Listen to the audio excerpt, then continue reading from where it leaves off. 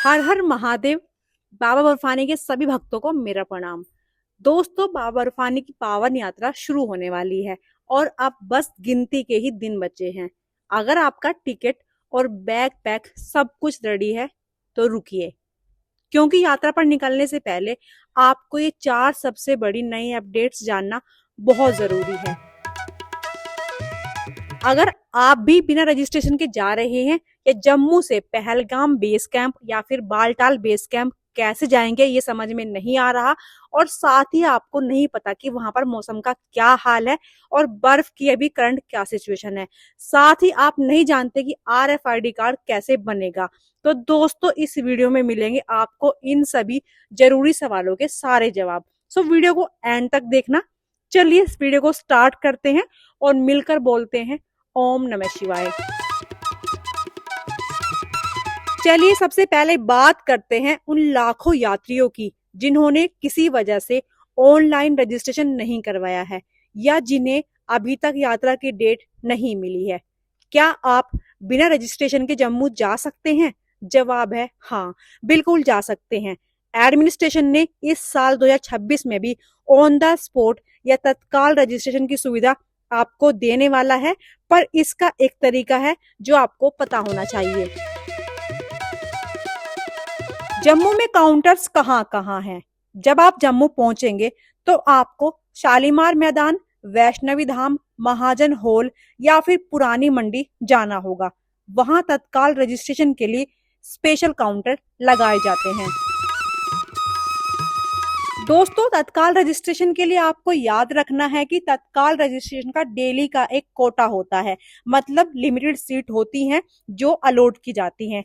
इसलिए आपको सुबह जल्दी जाकर लाइन में लगना होगा और वहां से टोकन लेना होगा। सबसे जरूरी डॉक्यूमेंट जो आपको वहां लेकर जाने हैं, दोस्तों बहुत से लोग गलती करते हैं, वो अपने साथ सारे डॉक्यूमेंट लेकर नहीं जाते हैं।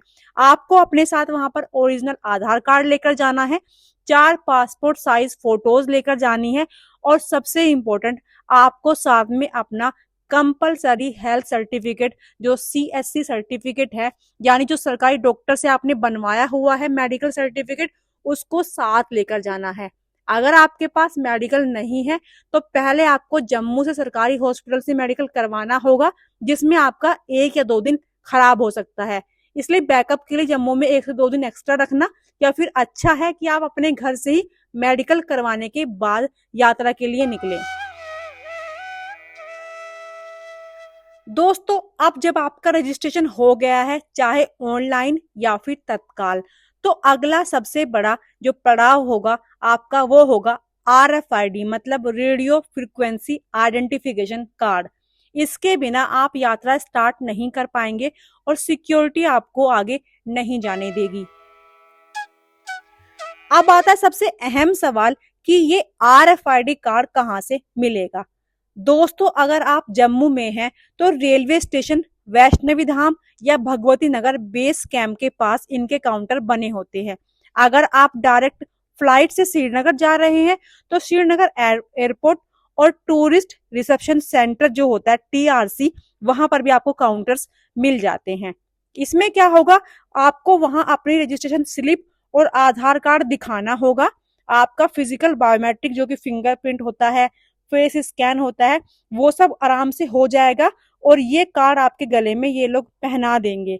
दोस्तों, आपको यात्रा के दौरान ये प्लास्टिक का टुकड़ा जो एक चिप के रूप में मिलता है, आपको गले में पहनकर रखना है, ताकि जिससे आर्मी जो होती है अगर कोई भी दिक्कत होती है तो वो आपको आराम से रास्ते में ट्रैक कर पाए।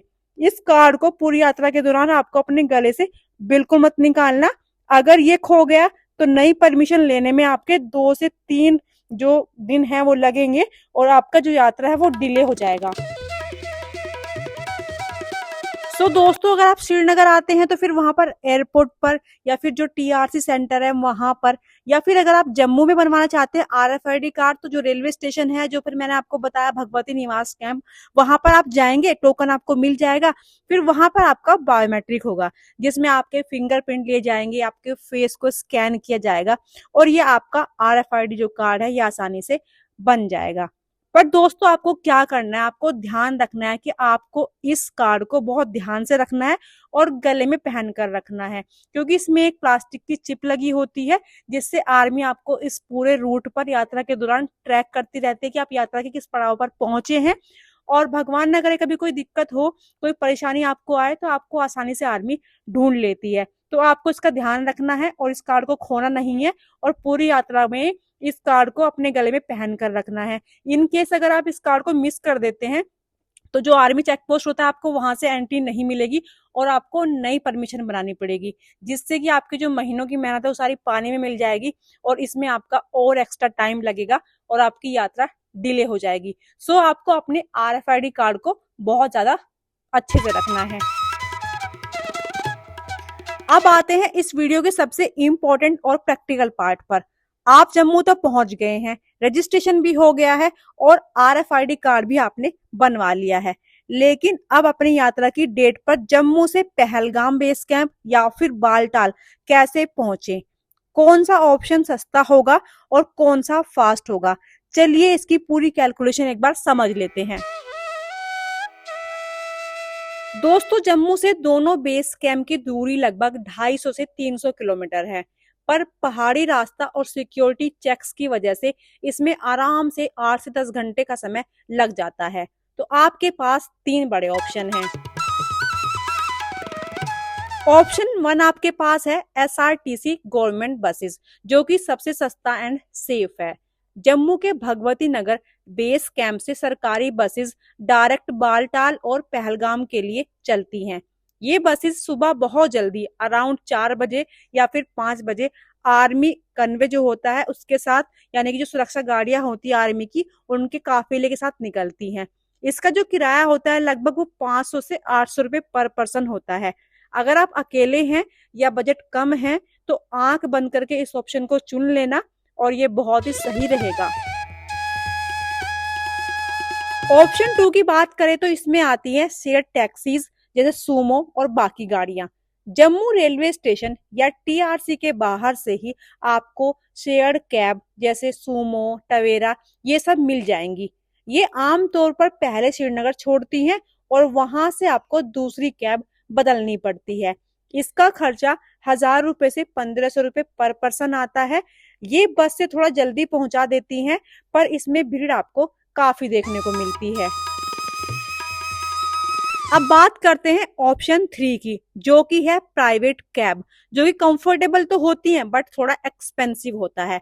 अगर आप फैमिली के साथ हैं, बच्चे या बुजुर्ग आपके साथ हैं, तो आप जम्मू से सीधा इनोवा या अर्टिगा बुक कर सकते हैं।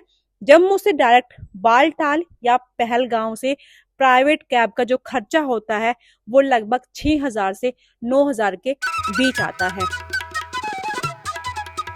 दोस्तों NH44 हाईवे पर कई बार ट्रैफिक या लैंडस्लाइड की वजह से रास्ता बंद हो जाता है, इसलिए अगर आपकी यात्रा की डेट कल सुबह की है तो आपको एक दिन पहले ही जम्मू से निकलकर बेस कैंप, जो कि चाहे वो आपका बालटाल हो या फिर पहलगाम हो, आपको वहां पहुंच जाना चाहिए, ताकि आप रात को बेस कैंप में भी आराम करें और अगले दिन सुबह बिल्कुल फ्रेश माइंड से अपनी चढ़ाई स्टार्ट करें। अब बात करते हैं रास्ते की रियलिटी और सबसे बड़े सीक्रेट की, टाइमिंग। दोस्तों बालटाल और पहलगाम दोनों रूट्स का मिजाज एकदम अलग होता है और दोनों पर एडमिनिस्ट्रेशन की टाइमिंग के जो रूल हैं वो बहुत सख्त हैं। जो पहलगाम रूट है, जो कि ट्रेडिशनल रूट है, चंदनवाड़ी से स्टार्ट होकर शेषनाग और महागुन टॉप की जो कि हाइट होती है 14000 फीट से होते हुए गुफा तक जाता है। ये रास्ता लगभग 32 किलोमीटर लंबा है और जिसे पूरा करने में 2 से 3 दिन का समय लगता है। जून के महीने में चंदनवाड़ी से आगे खासकर शेषनाग और महागुन टॉप पर अभी भी अच्छी खासी बर्फ जमी हुई है। रास्ता चलने लायक सेफ जरूर है, लेकिन यहाँ पर ठंड इस वक्त बहुत ज्यादा है। रात को टेम्परेचर माइनस में चला जाता है। दोस्तों आपको याद रखना है, चंदनवाड़ी गेट से सुबह 11 बजे के बाद किसी भी यात्री को आगे जाने नहीं दिया जाता है। अगर आप देर से पहुंचे तो आपका एक दिन वहीं पर ब्लॉक हो जाएगा। वहीं अगर हम बात करें बालटाल रूट की, तो ये रास्ता सिर्फ 14 किलोमीटर का है पर इसकी जो चढ़ाई है वो एकदम खड़ी और खतरनाक है। इस रास्ते से आप एक ही दिन में गुफा के दर्शन करके वापस आ सकते हैं। दोस्तों, संगम के पास बड़े बड़े ग्लेशियर हैं। इस रूट पर धूप निकलने पर बर्फ पिघलती है, जिससे रास्ता बहुत ज्यादा फिसलन भरा हो जाता है। अगर आपके जूते अच्छी ग्रिप वाले नहीं हैं, तो यहाँ पर आपको पैदल चलना मुश्किल हो जाएगा। बालटाल जो डोमेल गेट है, सुबह वहां पर जो एंट्री की टाइमिंग होती है 11 बजे तक ही एंट्री मिलती है। उसके बाद पूरे रास्ते को ब्लॉक कर दिया जाता है ताकि लोग रात होने से पहले गुफा तक पहुंच सके। तो आपको इन बेसिक बातों का ध्यान रखना है कि आपकी आपकी जो यात्रा है वो सुगम। दोस्तों, ये थी अमरनाथ 2026 की सबसे कंप्लीट, डिटेल और जेन्युइन यात्रा गाइड। अगर आप इन बातों का ध्यान रखेंगे, अपना registration, RFID card timely collect करेंगे और जम्मू से सही वक्त पर निकलेंगे, तो आपकी यात्रा बिना किसी रुकावट के बहुत ही सुकून और आनंद से पूरी हो जाएगी। दोस्तों, मैंने आपको बजट और पैकिंग लिस्ट पर पहले ही वीडियोस बना दी हैं। अगर आपने अभी तक नहीं देखी तो चैनल पर जाकर तुरंत देख लीजिए ताकि आपका कोई भी डाउट ना रहे। अगर इस वीडियो के बाद भी आपके मन में कोई सवाल है, चाहे वो ट्रांसपोर्ट को लेकर है या फिर मेडिकल को लेकर है, तो बिना झिझक नीचे कमेंट बॉक्स में लिख दीजिए, मैं आपके सारे सवालों का जवाब दूंगी। तो दोस्तों, अगर वीडियो थोड़ी भी इंफॉर्मेटिव लगी हो तो इस पर एक बार हर हर महादेव कमेंट जरूर छोड़ना और इस वीडियो को अपने उन सभी दोस्तों और फैमिली ग्रुप्स में शेयर कर देना जो इस साल बाबा के दरबार में जा रहे हैं। मिलते हैं अगली वीडियो में। बाबा बर्फानी आप सभी की यात्रा मंगल में करे। बोलो बाबा बर्फानी की जय। हर हर महादेव।